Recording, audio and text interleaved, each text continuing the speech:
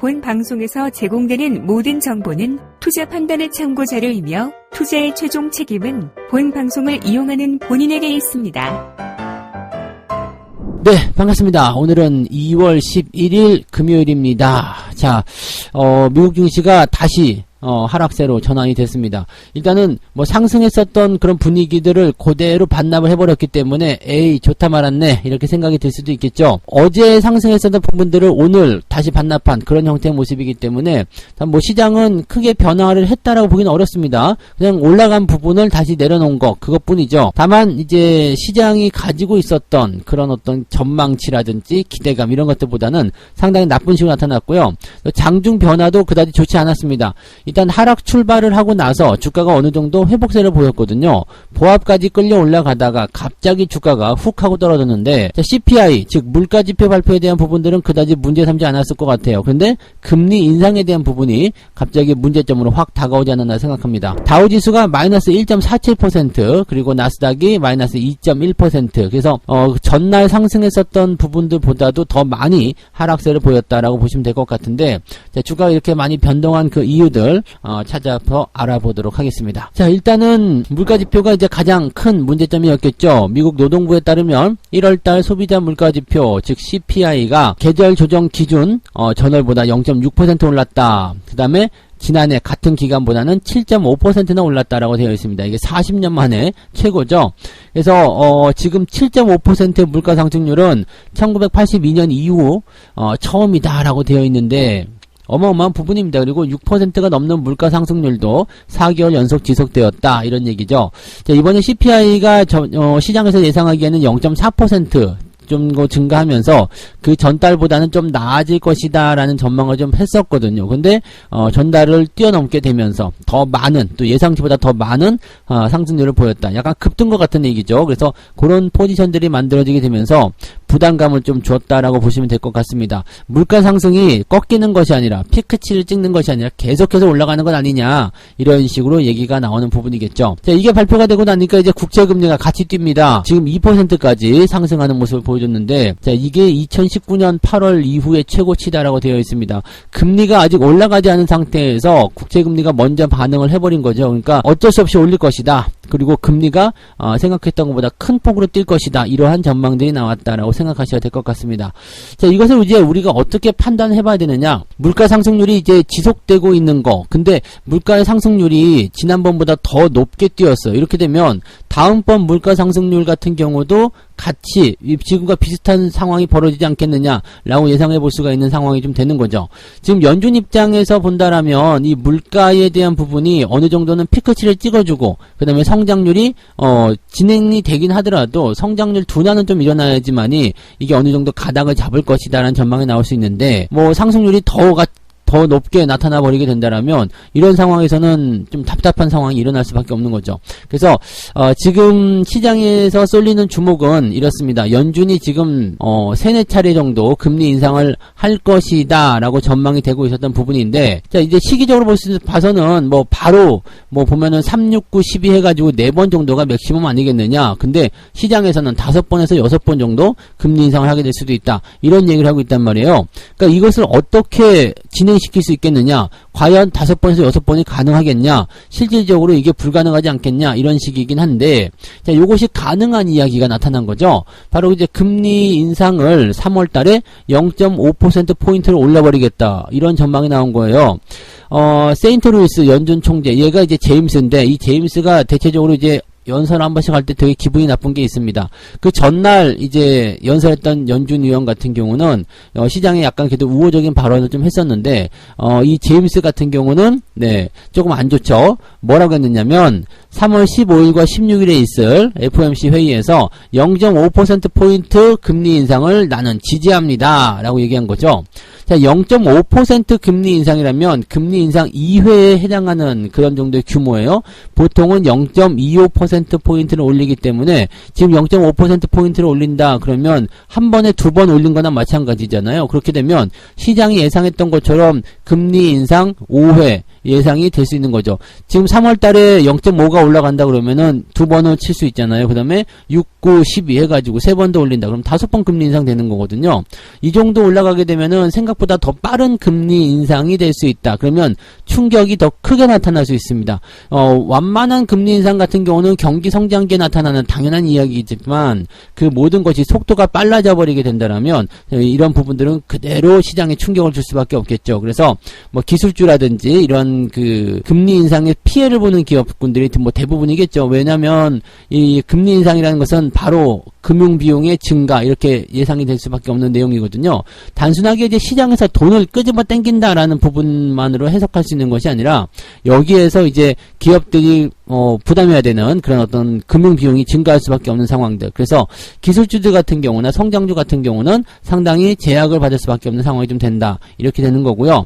여기다가 플러스 지금 시장에서 계속 주목을 또 하고 있었던 게 뭐냐면 연준의 양적 긴축이란 말이에요. 시장이 풀어줬었던 돈을 그냥 강제로 걷어들이는 그런 형태의 모습들. 금리 인상을 높게 쳤는데 여기다가 양적 긴축까지 발표하게 된다면 시장이 휘청거릴 수 있다라는 전망이 나오는 거죠. 그래서 거기에 대한 부담감. 이제 이거는 어느 정도 알고 있었는데 알고 맞은 거긴 한데 생각보다 더 세게 때린 거예요. 뭐 선생님이 좀 때려봤자 뭐 얼마나 아프겠어. 그리고 시시덕거리면서 딱 가서 섰는데 이 선생님이 그냥 3대 한 600 치는 사람이 해갖고 막 팔뚝이 어마어마하죠. 한 번 빵 때리니까 그냥 세상을 다 날린 것 같은 그런 어떤 아픔이 왔다 이거지.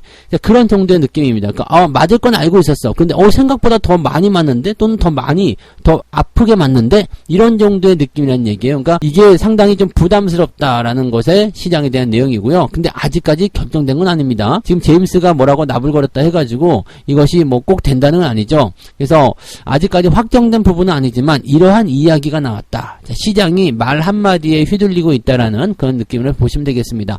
어느 정도 인정은 하고 있고 어느 정도 예상은 하고 있었던 부분이었지만 생각했던 것보다 훨씬 더 나쁜 예상이 나타났다라는 것이 시장에 부담을 주는 포인트라고 보시면 되겠고, 자 일단은 뭐 경기가 회복되고 있는 그런 신호도 계속 나오고 있습니다만 그것보다도 더 그것을 뛰어넘는 금리 인상이라든지 또는 이제 물가 인상 이런 부분들이 시장의 발목을 잡고 있다라고 생각하시는 게 맞을 것 같습니다. 그래서 시장에 대한 부분은 이 정도로 생각하시면 됩니다. 지금은 악재 요인은 3월달 FOMC를 향해서 달려가고 있기 때문에 아직은 근데 기간이 한 달이나 남았잖아요. 그래서 재료적인 부분들이 이것이 계속적으로 악재로 작용해서 시장을 끌어내릴 것이다 이렇게 생각하지는 않고요. 전망적인 부분들은 계속해서 바뀌게 될 것이다 라고 판단하시면 되겠습니다. 그래도 어느 정도 알고 있었던 내용이기 때문에 거기에 대한 해결책들이 나오지 않겠느냐 이렇게 보시면 될 것 같네요.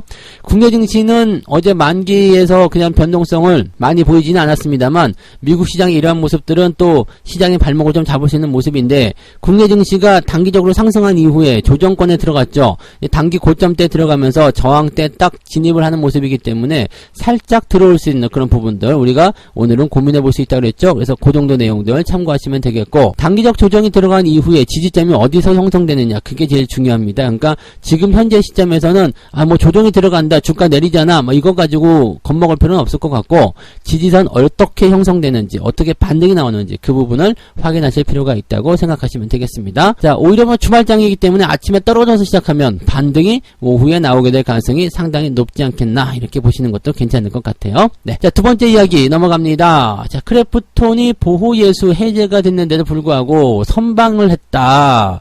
향후 주가는 어떻게 될 것인가. 이 기사만 보면은 야 크래프톤 장한데 잘했어 막 이런 식으로 얘기를 나올 것 같은데 이거는 천만의 말씀이고 만만의 콩떡 같은 이야기예요. 네, 왜냐하면 크래프톤의 최근 주가 하락도 잘 기대를 하셔야 됩니다. 잘 생각하셔야 되기 때문에 그것이 지금 보호예수가 풀렸는데도 불구하고 물량이 뭐 많이 나오지 않아서 또는 뭐 지지가 잘 돼서 이렇게 괜찮다라고 생각하시면 이것 자체가 착각이라는 걸 아셔야 되겠죠. 자, 시장의 이제 그 내용들 따르면은 크래프톤은 보합권인 29만 7천원의 거래를 마쳤다라고 되어 있습니다.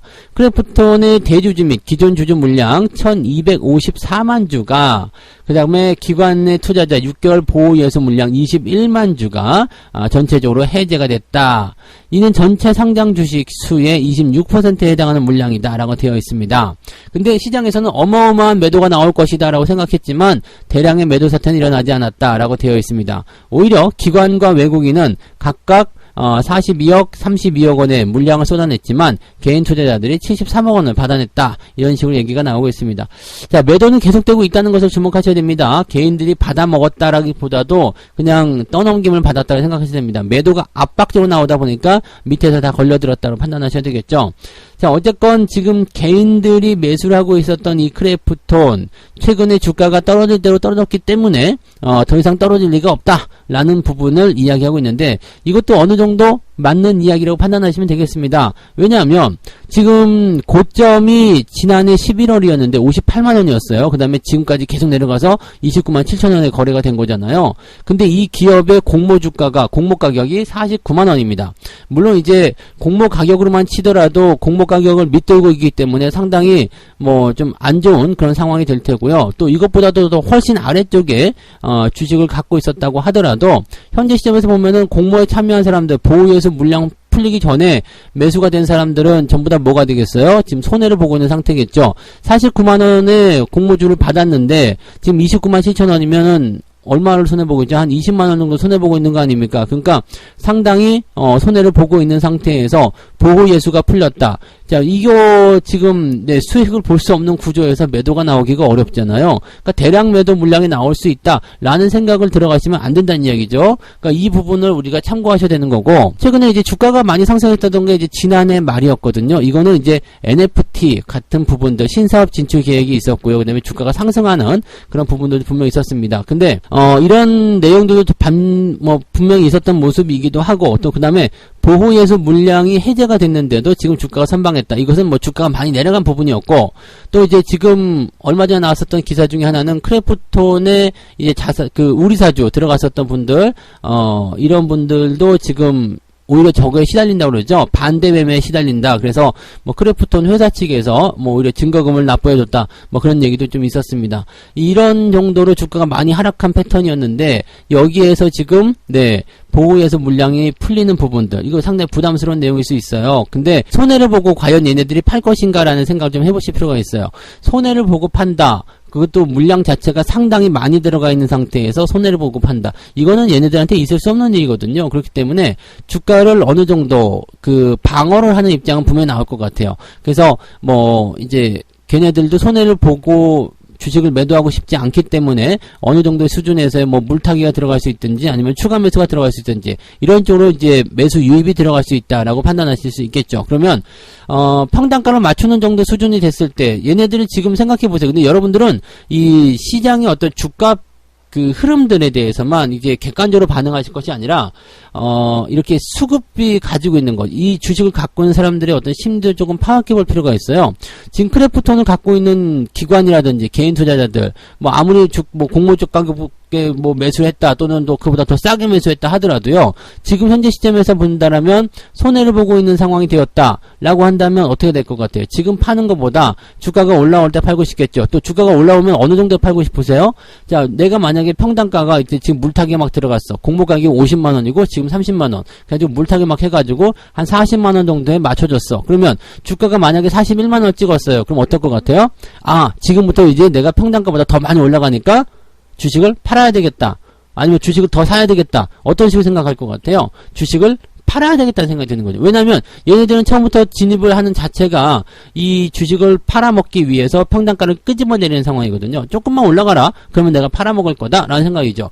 지금 오버행 물량이 나오지 않았다 하더라도 나중에 나올 가능성이 굉장히 높다는 이야기입니다. 그러니까 이 보호예수에 대한 물량은 계속적으로 잠재 물량으로 나와 있는 거고, 아직은 내가 손실이기 때문에 덜 팔고 있는 것 뿐이지 안 나오는 것은 아니라는 이야기죠. 왜냐하면 얘네들은 목적이 처음부터 수익을 내고 팔기 위함이었다라는 것을 우리가 생각해야 생각하셔야 된다는 이야기입니다. 그래서 지금 현재 주가의 어떤 상승 기대감, 뭐 단기적으로 어느 정도 올라올 수 있어요. 왜냐면 매수가 들어올 수 있다라면 또는 주가를 끌어올릴 수 있는 상황이 만들어질 수 있거든요. 그래서 그런 부분들이 나타날 수 있겠지만 역시 단기 반등에 대한 부분으로 해소가 될 것이다. 그리고 이 물량이 다 해소가 될 때까지는 상당히 오랜 시간이 필요할 겁니다. 그래서 보통 이런 정도의 어떤 주가 하락이 나타나면서 보유의 수가가 다 풀린 그런 종목들 같은 경우는 주가가 공모가보다 많이 높지 않은 상황에서는 그런 모습이 나타난다면 물량이 많이 떨어질 수 있겠지만 뭐 지금 공모 가격보다 밑에 있는 상태에서는 주가가 올라갈 때마다 계속 때려지는 형태가 만들어지기 때문에 뭐 이거든 저거든지 간에 대체적으로 투자자들한테는 우호적이지 않다라고 보시면 되겠습니다.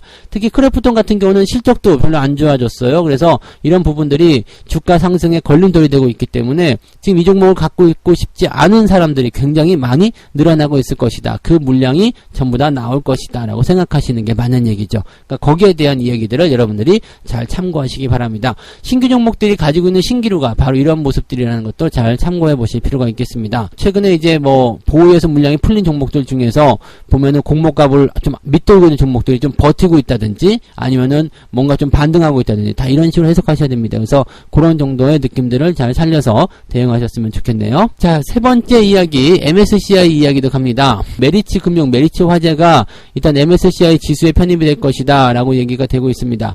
글로벌 주가지수 산출업체인 MSCI가 22년 2월 정기 리뷰 결과 메리츠 금융지주와 메리츠 화재 두 종목이 새롭게 편입됐다고 발표를 했고요. 신풍제약과 더존 비즈온이 MSCI 지수에서 쫓겨나는 그런 모습이 좀 나타났습니다. 그래서 이제 유동 주식의 비율이 변경이 됐고 또 이제 종목에 대한 그런 어떤 매수 기대감도 생기는 종목들도 있어요. 그래서 4개의 종목이 유동 주식 비율이 변경이 됐는데 상향 조정이 된 것은 이제 SK 스퀘어 이게 이제 12%에서 70% 즉 물량을 더 많이 넣겠다 이런 얘기가 되는 거죠. 그다음에 SK I 테크놀로지가 25%에서 35%로 진행이 되었다고 되는 거고 HLB도 상향 조정이 됐습니다. 반면에 HMM 같은 경우는 65%에서 55%로 하향 조정이 되면서 이거는 이제 물량이 조금 빠져나갈 수 있는 상황이 되었다라고 보시면 되겠습니다. 편입 기준은 전체 시가총액과 유동 시가총액에 대한 내용이다라고 되어 있는데 메리츠 금융지주와 메리츠 화재가 열심히 최근에 주가를 좀 끌어올리는 그런 부분이 있어서 어느 정도 리밸런싱에 이렇게 수혜를 받을 수 있는 상황이 좀 되었다라고 보시면 되겠습니다. 그래서 메리츠 금융하고 메리츠 화재에 이제 지수에 편입이 됐기 때문에 이제 새로 들어왔으면 얘네를 매수를 해줘야 될 거 아니에요. 그래서 그런 부분들이 유입될 것이다라고 전망이 되고 있죠. 그래서 지금 뭐 일단은 얘네들이 거래 대금이 그렇게 크지 않은 기업들이기 때문에 일평균 거래 대금 대비해서 패시브 매수 수요가 매우 크게 될 것이다라고 얘기가 되고 있습니다. 메리츠 금융지주는 741억, 그 다음에 메리츠 화재는 875억 원에 달하는 금액이 들어올 가능성이 높다라고 전망이 되고 있는 상황이고요. 유동 비율이 상향단 SK 스퀘어는 2463억 이 정도가 들어올 것이다. 그 다음에 SKI 테크놀로지와 HLB는 444억과 84억 원이 유입될 것으로 전망이 되고 있다고 합니다. 그런데 이제 여기서 쫓겨난 종목도 있죠. 신풍제약과 더존 비즈원은 402억과 506억 원의 이런 자금이 유출될 것이고 그 다음에 HMM도 유동 비율이 하향됐잖아요. 그래서 여기서만도 594억 원이 빠져나갈 것이다 라고 전망이 되고 있습니다. 즉 자금이 빠져나가게 되는 것으로 전망되는 것 또는 뭐 전망의 수치는 틀릴 수 있겠습니다만 어쨌든 자금이 빠져나간다는 거잖아요. 그런 기업들은 약세를 면하기가 좀 어렵다라고 생각하셔야 되는 부분이 좀 되겠죠. 그래서 새롭게 들어가는 종목들은 어떤 식으로든 수혜를 좀 받을 수 있고 매수가 들어오는 기업들은 뭐 주가가 만약에 하락하고 있었다면 방어가 될 수 있는 포인트가 될 수 있고 또는 주가 상승으로 연결될 수 있는 가능성도 있겠습니다. 그런데 이런 부분들만 보고서 바로 또 매수나 매도를 통해서 주가가 상승하고 하락한다 이렇게 보시는 것은 약간 성급한 부분이에요. 왜냐하면 자금을 집행할 때 자 740억 던져주고 이거 한꺼번에 질러버려 이렇게 가는 게 아니라 아시죠? 얘네들 매수하는 거 천천히 나눠서 그렇게 티 안 나게 매수가 들어온다라는 거. 그래서 그런 부분들을 생각하셔야 됩니다. 기업들이 자사주 매입할 때도요. 뭐 100억 원 자사주 매입 딱 그러면 한 방에 털어먹는 게 아니라요. 기간을 두고 천천히 매수한다는 거. 그것을 꼭 여러분들이 명심하셔야 됩니다. 그래서 얘네들은 기본적인 매매 패턴은 분할 매수라는 것을 꼭 참고하시기 바랍니다. 그래서 어떤 세력이라든지 외국인들이라든지 자금들이 들어올 때 보면 아래쪽에서 매집을 하게 되는 경우들이 생기는데 그런 부분들이 다 이러한 분할 매수의 일환이라고 보시면 되겠습니다. 어쨌건 자금이 저만큼 들어올 거다라는 부분이기 때문에 긍정적인 요소가 좀 될 것 같긴 한데 당장 주가에 뭔가 놀라운 그런 변화가 있을 것이다 라고 생각하시는 것은 약간 성급한 생각이다 라고 보시면 된다는 얘기죠. 어쨌건 편입과 편출에 대한 부분들은 좋고 나쁨에 대한 그 흑과 백이 바로 딱 갈리는 부분이기 때문에 이런 부분들 참고하시면 도움이 되실 것 같습니다. 자, 오늘 주말장이니까 변동성 예상하셔야 됩니다. 다만 아침에 일단은 얻어맞고 시작하면 오늘은 오후에 반등을 기대해 볼 수가 있습니다. 그래서 주말장이라고 또 주가가 떨어진다고 해서 무조건 실망하거나 두려워하실 필요는 없다 이렇게 말씀을 드려보죠. 자, 오늘 여러분들 성공투자 반드시 이끌어내시기 바라고요. 저는 장중시황에서 다시 오겠습니다. 고맙습니다.